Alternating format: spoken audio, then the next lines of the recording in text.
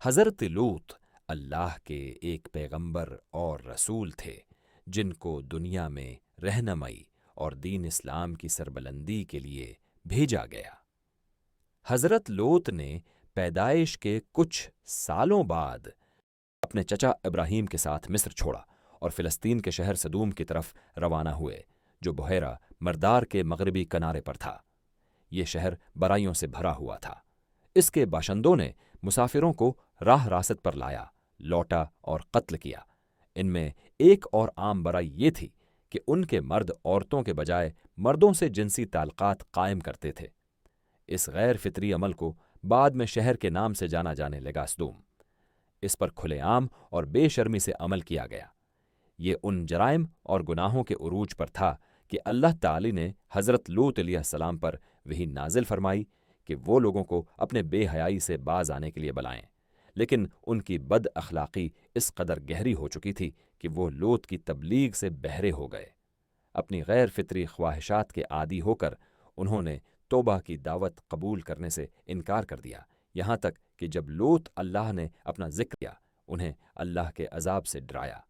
اس کے بجائے انہوں نے دھمکی دی کہ اگر وہ ان کی بری عادات کے خلاف منادی کرتا رہا تو اسے شہر سے باہر نکال دیا جائے گا۔ اللہ تعالی نے نازل فرمایا، لوط کی قوم نے رسولوں کو جھٹلایا جب ان کے بھائی لوط نے ان سے کہا، کیا تم اللہ سے نہیں ڈرو گے؟ بے شک میں تمہارے لیے ایک امانت دار رسول ہوں، اس لیے اللہ سے ڈرو اور میری اطاعت کرو، اور میں تم سے اس کا کوئی معاوضہ نہیں مانگتا۔ میری اجرت صرف رب العالمین سے ہے۔ لیکن کیا تم نے تمہارے درمیان مردوں کو پیدا کیا ہے، اور تم میں سے جو مرد ہیں وہ تمہارے لیے چھوڑے ہوئے ہیں؟ حد سے تجاوز کرنے والے لوگ۔ انہوں نے کہا، اے لوط، اگر تم باز نہ آئے تو تم ضرور نکالے جانے والوں میں سے ہوگے۔ اس نے کہا، بے شک میں ان لوگوں میں سے ہوں جو اس سے نفرت کرتے ہیں، مجھے اور میرے گھر والوں کو ان کے اعمال سے بچا۔ پس ہم نے اسے اور اس کے گھر والوں کو بچا لیا، سوائے ایک بوڑھی عورت کے جو پیچھے رہ گئے تھے۔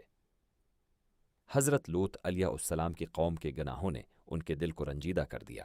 ان کی مکروہ شہرت پورے ملک میں پھیل گئی، جبکہ وہ ان کے خلاف جدوجہد کرتا رہا۔ جیسے جیسے سال گزرتے گئے وہ اپنے مشن میں ڈٹے رہے، لیکن کوئی فائدہ نہیں ہوا۔ اس کے گھر والوں کے علاوہ کسی نے اس کی پکار پر لبیک نہیں کہا اور ایمان نہیں لایا، یہاں تک کہ اس کے گھر کے تمام افراد ایمان نہیں لائے۔ لوط کی بیوی کافر تھی۔ اگر گھر سکون و آرام کی جگہ ہے تو لوط علیہ السلام اللہ تعالی کا ذکر بلند کرے، کوئی نہ ملا، کیونکہ وہ اپنے گھر کے اندر اور باہر عذاب میں مبتلا تھا۔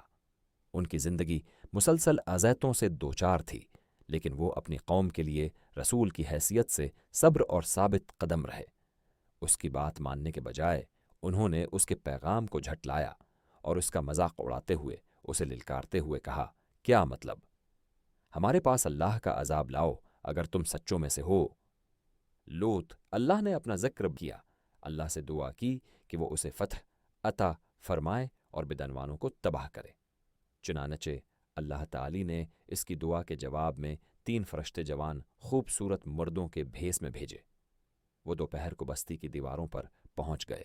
سب سے پہلے جس نے ان کو دیکھا وہ لوط کی بیٹی تھی، جب وہ دریا سے پانی بھر رہی تھی۔ جب اس نے انہیں دیکھا تو وہ دنگ رہ گئی کہ زمین پر اتنی خوبصورتی کے آدمی بھی ہو سکتے ہیں۔ 3 آدمیوں فرشتوں میں سے ایک نے اس سے پوچھا، آئے کنیز، کیا آرام کی جگہ ہے؟ اپنی قوم کے برے کردار کو یاد کرتے ہوئے اس نے جواب دیا، یہیں ٹھہرو اور اس وقت تک شہر میں مت جاؤ جب تک میں اپنے والد کو اطلاع نہ کر دوں اور واپس نہ آؤں۔ اپنا جگ دریا کے کنارے چھوڑ کر وہ تیزی سے گھر کی طرف بھاگی۔ آئے باپ، وہ روئی، آپ کو شہر کے دروازے پر نوجوان مطلوب ہیں اور میں نے پہلے کبھی ان کے چہرے نہیں دیکھے۔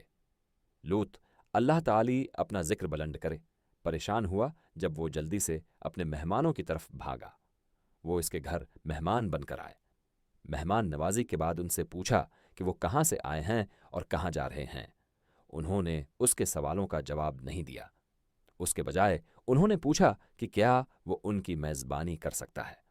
اس نے ان کے ساتھ بات چیت شروع کی اور ان پر اپنے لوگوں کی نفرت انگیز فطرت کو متاثر کیا۔ لوط، اللہ ان کا ذکر بلند کرے، ہنگامہ آرائی سے بھرا ہوا تھا۔ وہ اپنے مہمانوں کو ناراض کیے بغیر راضی کرنا چاہتا تھا، وہاں رات نہ گزارنا چاہتا تھا، لیکن ساتھ ہی ساتھ وہ ان کے ساتھ متوقع مہمان نوازی بھی کرنا چاہتا تھا، جو عام طور پر مہمانوں کو دی جاتی ہے۔ بیکار میں اس نے انہیں خطرناک صورتحال کو سمجھنے کی کوشش کی۔ آخر کار اس نے ان سے گزارش کی کہ وہ رات ہونے تک انتظار کریں، اس کے بعد کوئی انہیں دیکھ نہیں پائے گا۔ جب شہر پر اندھیرا چھا گیا تو حضرت لوط علیہ السلام اپنے مہمانوں کو اپنے گھر لے گئے۔ کسی کو ان کی موجودگی کا علم نہیں تھا۔ تاہم لوط کی بیوی نے جیسے ہی انہیں دیکھا تو وہ خاموشی سے گھر سے باہر نکل گئی تاکہ کسی کی نظر ان پر نہ پڑے۔ وہ جلدی سے یہ خبر لے کر اپنے لوگوں کے پاس پہنچی اور جنگل کی آگ کی طرح اسے تمام باشندوں تک پہنچا دیا۔ لوگ لوط کی طرف لپکے، اللہ تعالی اس کا ذکر بلند فرمائے، جلدی اور جوش سے۔ حضرت لوط علیہ السلام نے جب ہجوم کو اپنے گھر کے قریب آتے دیکھا تو دروازہ بند کر دیا، لیکن وہ اس پر ہاتھ مارتے رہے۔ اس نے ان سے التجا کی کہ زائرین کو تنہا چھوڑ دیں اور اللہ کے عذاب سے ڈریں۔ اس نے ان پر زور دیا کہ وہ اپنی بیویوں کے ساتھ جنسی خواہش کی تکمیل کریں، کیونکہ یہ وہی ہے جسے اللہ نے حلال کیا ہے۔ لوط کے لوگ اس وقت تک انتظار کرتے رہے جب تک کہ وہ اپنا مختصر خطبہ ختم نہ کر لے، اور پھر وہ ہنسنے لگے۔ ہوش میں اندھے ہو کر انہوں نے دروازہ توڑ دیا۔ اللہ تعالی اپنا ذکر بلند کرے، حضرت لوط کو بہت غصہ آیا، لیکن وہ ان متشدد لوگوں کے سامنے بے اختیار کھڑا رہا۔ وہ اپنے مہمانوں کے ساتھ بدسلوکی کو روکنے میں بے بس محسوس ہوا، لیکن وہ مضبوطی سے ہجوم کی التجا کرتا رہا۔ اس خوفناک لمحے میں اس کی خواہش تھی کہ وہ انہیں اپنے مہمانوں سے دوڑ دھکیلنے کی طاقت رکھتا۔